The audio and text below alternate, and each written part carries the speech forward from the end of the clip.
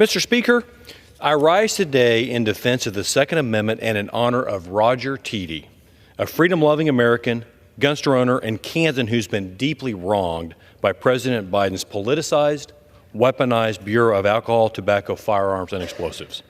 My team and I have met with Roger, his coworker Jenny, and their team and their store in Hutchinson, Kansas. Heartland Outdoor is a local, family-owned small business in central Kansas where people buy their hunting and recreational shooting supplies. Roger has been a federal firearm licensee for 30 years, during which time he has never had a violation or sold a gun that has been involved in a crime. He literally has decades of perfect scores from the ATF, who have held his store in the highest regard, an example of how a gun store should be operated.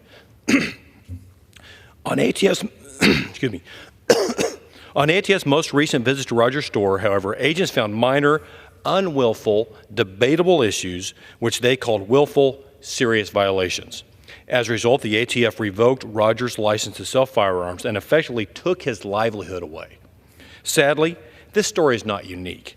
It is an example of the ATF abusing President Biden's zero-tolerance policy, which he announced in June of 2021, and which was resulted in a 500% spike in federal firearm license revocations across the country. Enough is enough. This week, I'm introducing the Reining in Federal Licensing Enforcement Act.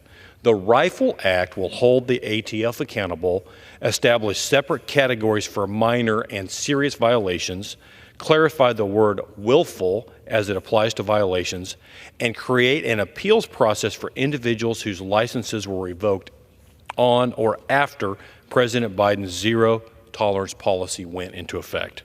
No gun store owner in America deserves to have his or her business shut down over a typo on a form. No gun store owner deserves to be forced to pay tens of thousands of dollars in legal fees just to appeal the revocation of their license. Apparently, since the Biden administration can't just do away with the Constitution and our Second Amendment, shutting down our local gun stores has become the strategy. My legislation will stop that, defend the Second Amendment as a load-bearing wall in our system of rights, and honor Roger and lawful gun store owners just like him. I invite my colleagues to co-sponsor the Rifle Act to ensure that what happened to Roger and to other lawful gun store owners across the U.S. never, ever happens again. Thank you, Mr. Speaker, and with that, I yield back.